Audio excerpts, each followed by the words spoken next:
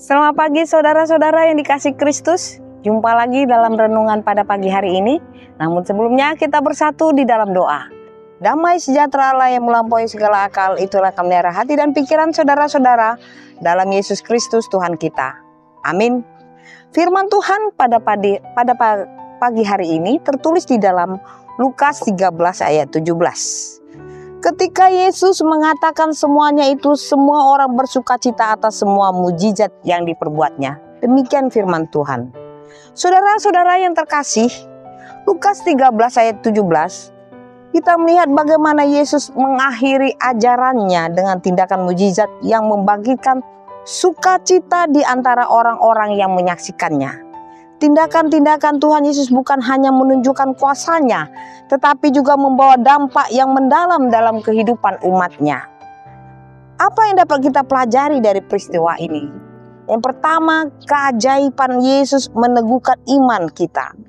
Ketika kita mengalami atau menyaksikan mujizat itu, bukan hanya sekedar fenomena luar biasa, tetapi juga pengingat akan kekuatan dan kasih Tuhan yang tidak terbatas. Yang kedua, sukacita yang timbul dari keajaiban Yesus adalah respons yang wajar. Ketika kita mengalami berkat dan mujizat dalam hidup kita, hati kita dipenuhi dengan rasa syukur dan sukacita. Ini mengingatkan kita untuk terus bersyukur dan memuji Tuhan dalam setiap keadaan. Saudara-saudara terkasih, dalam dunia yang seringkali terfokus pada kemajuan sekuler dan rasionalitas ilmiah, mujizat mungkin dianggap tidak relevan atau sulit diterima. Namun sukacita yang timbul dari pengalaman mujizat adalah cara Tuhan menunjukkan kasih-Nya kepada umat manusia. Sukacita dari mujizat dapat mengubah cara seseorang melihat dunia, memberi mereka keyakinan bahwa ada sesuatu yang lebih besar dari sekedar materi dan logika.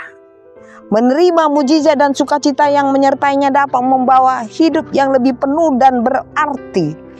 Ini memberi seseorang harapan dan keyakinan bahwa kehidupan mereka tidak hanya bergantung pada kemajuan sekuler atau kemajuan teknologi, tetapi juga pada hubungan spiritual dengan Tuhan.